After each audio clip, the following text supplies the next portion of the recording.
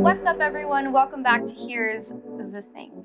Doctor Strange has been out for a few weeks now, but I finally got around to seeing it, and I had a huge takeaway that I actually really want to talk to you about.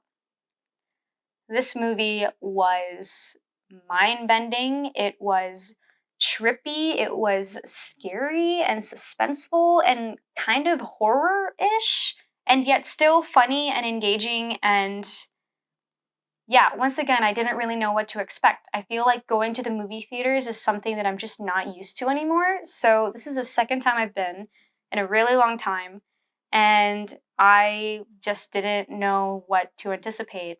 But I thought it was a great movie and I walked away with something. So I think that's a win in my book. I actually don't want to talk about the movie itself or where it fits in the larger Marvel universe, as you can guess. I don't want to compare it to the previous Doctor Strange.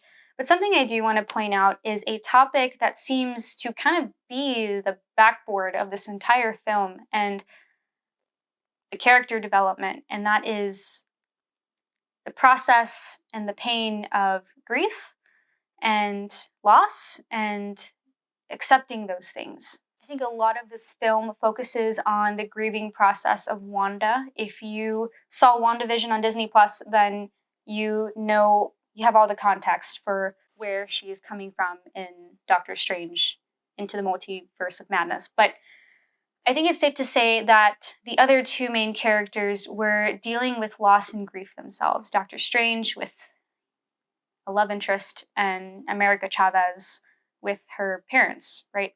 Each of them are trying to grapple with this pain, with these losses, are trying to move past them, are trying to reconcile them, are trying to stop blaming themselves for them. And it's a really interesting process. And it's really interesting how each of them kind of heal alongside each other, which is something I'll get to in a minute.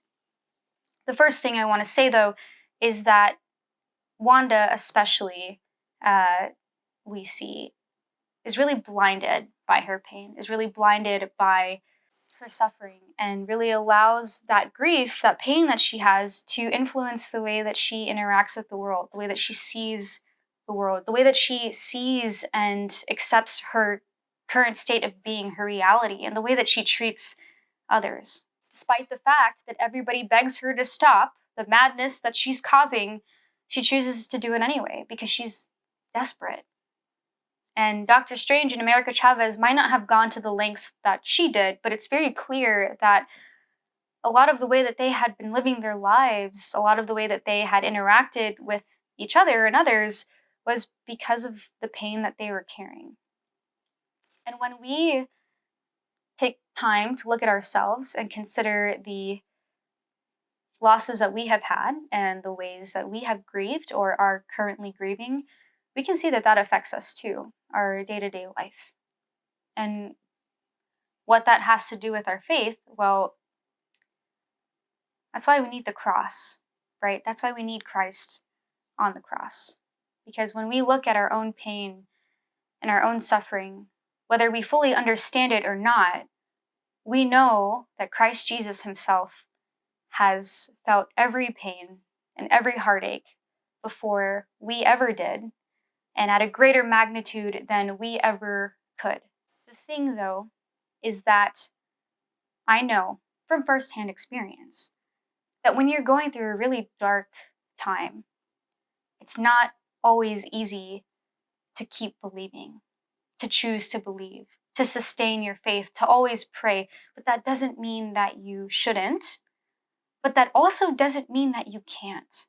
You are allowed to cling to the cross without fully understanding why you're doing that or what that means.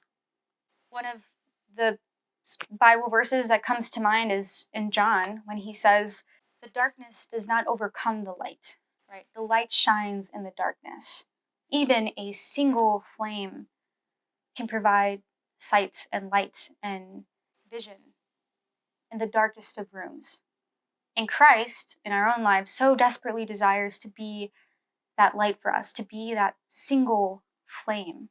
You don't have to have it all figured out all together. You don't have to have any answers to cling to the cross, to have even the smallest of hope, even if you don't know what that means, where that will lead, or what that looks like.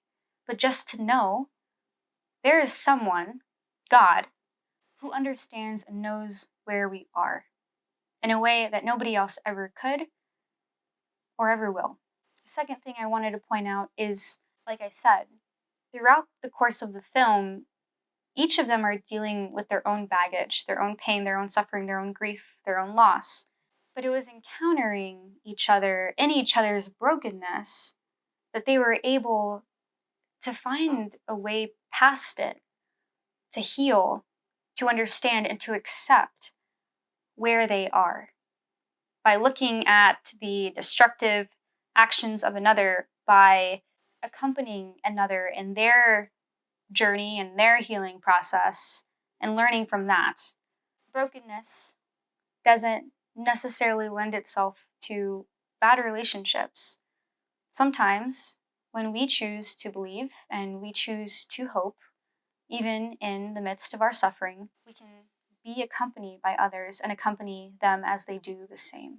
As we've said before, are called to be in communion, we're called to be in community.